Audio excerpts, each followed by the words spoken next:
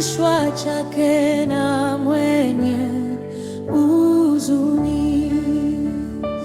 Na alipomuuliza ni salama, akawa kimya, maswali mengi sana, asipati jibu la amani, akifikiri pengine mwisho wake hakuna anayeweza musaidia. Alionekana kama ni mzee, ijapo mwenye mudoba. Aliona magumu kasahau nguvu za Muumbaji.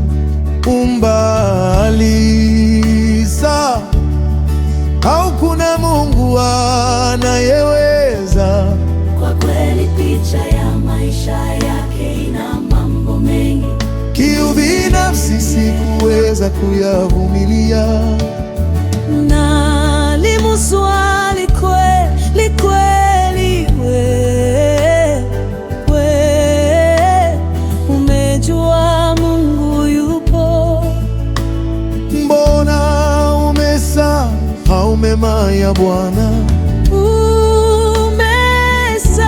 Hawata katika mateso, Mungu yupo. Akanijibu, sasa kwa nini Mungu amekaa kimya?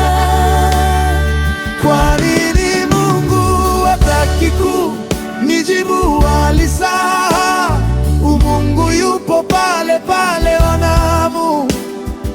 Ona tena, musikiliza. Kwa kila changamoto Mungu yupo nasi daima. Kwa kila maumivu Mungu yupo upande wetu.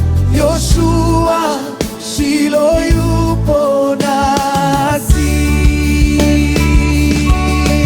Yupo hapo na yupo nawe.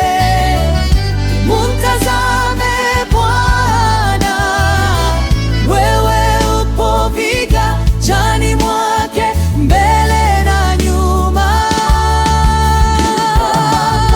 Ila wewe usisahau wema wa Bwana. Yupo hapo kwa ajili yako, usisahau kumshukuru.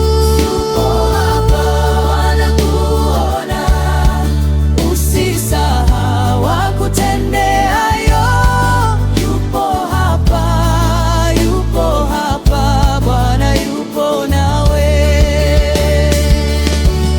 Kwa machozi yako hatabakie Mungu, kwa huzuni yako hatabaki yeye Mungu. Yupo hapo anasikia, yupo hapo kwa ajili yako. Yupo hapo Mungu anayejibu.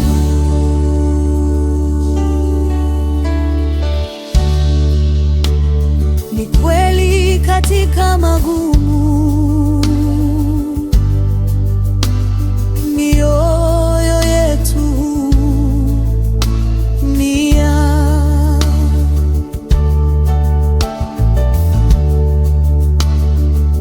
wakimia wake Mungu, sio kwamba amechelewa.